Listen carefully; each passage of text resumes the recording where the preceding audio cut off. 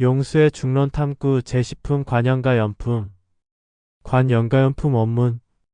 만약에 연이 가연이라면 지음과 지은 자가 곧 하나이니 연이 가연과 다르다면 가연을 떠나서 연이 있다. 이와 같다면 연할인이 가연으로 생기지 않았다면 곧 하는 불의 공은 없다. 또한 지음이 없는 불이라고 이름하게 된다. 다르다면 곧 이르지 못하나니 이르지 못한다면 곧 태우지도 못하고 태우지 못한다면 멸하지 못하고 멸하지 못하면 항상 머무르게 된다. 연과 가연법으로 수와 수자의 법을 설했다. 어떤 이가 나가 있고 모든 법에 각각 다른 상이 있다고 한다면 이와 같은 사람은 불법의 맛을 얻지 못한다. 원문 끝.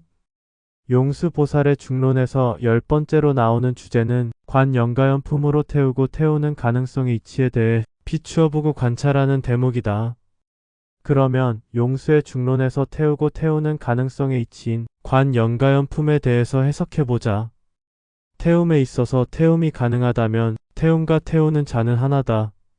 태움과 태움이 가능하게 하는 것과 다르다면 이는 태움이라고 보기 어렵다. 태움이란 것이 태움의 가능성으로 생기지 않았다면 타는 불의 공덕이 아니며 이는 진짜 불이 아니다.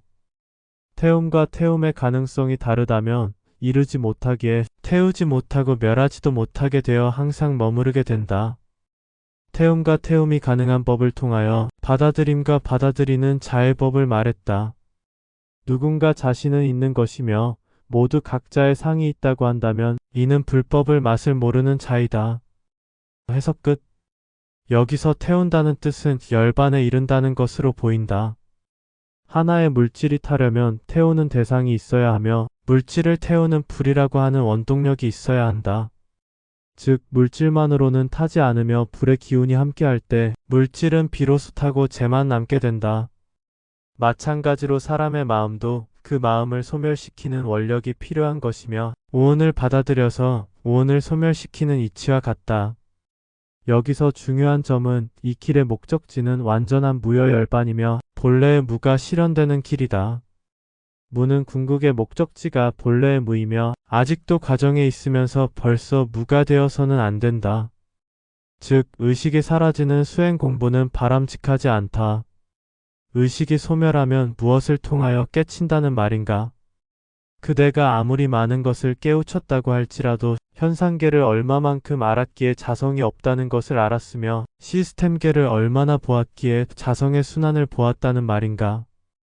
현상계마저도 아직 제대로 알기 전에 무에 이르는 공부에만 머문다면 의식은 점점 더 줄어들기에 더 높은 깨침에 이를 수 없게 된다. 의식이 없으면 깨침도 없고 그것으로 끝이다. 왜 현상계는 자성이 없으며 환영과 같은지를 알아야 한다. 이러한 사실은 누구의 견해도 중요치 않으며 자신 혼자만의 확답이 저절로 나와야 한다. 그렇지 않고 무가 되려고 의식을 소멸시키는 수행은 존재에 속는 것이며 깨침이라는 두 글자에 속는 것이다. 본래의 무에 이르려는 수행은 마지막 궁극의 수행이며 그 이전의 현상계와 시스템계를 충분히 관찰하고 탐구해야 한다. 이러할 때 용수보살이 말하는 관연가연으로 현상계에서 타고 타서 남은 것이 하나도 없는 상태인 무여열반의 실현이 이루어지는 것이다. 왜 자신이라고 하는 자성이란 없는 것이며 각자의 상이란 것도 없는지 스스로 밝혀야 한다. 또한 물거품과도 같은 환영 속에서 자신은 무엇을 하고 있는지도 의심해야 한다.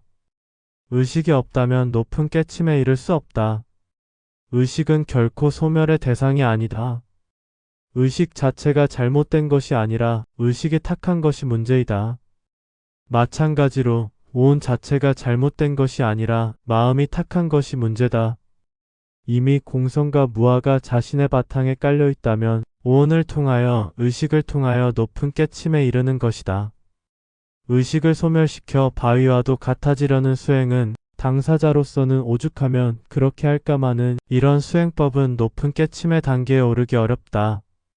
얼핏 존재를 들여다보고 무가 되려는 수행은 아직 반도 안 익은 생과일을 따서 먹는 것과 같다. 일대사의 깨침의 길을 가고 있는 사람에게는 중요한 대목이다.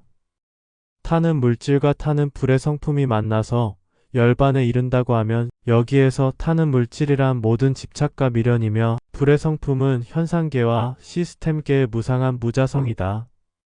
즉 자신의 본체가 없는 것이라면 온 바도 없고 머무를 것도 없으며 간 곳도 없어서 그 즉시 열반에 이르러 모든 것을 태우는 것이다. 그러나 생생한 존재 시스템은 언제든지 견고히 유지 확장되기에 끝없이 인과에 의한 윤회를 하는 자신의 주체인 자성은 오롯한지라 자신이 가는 목적지로서 무여열반을 반드시 세워야만 한다.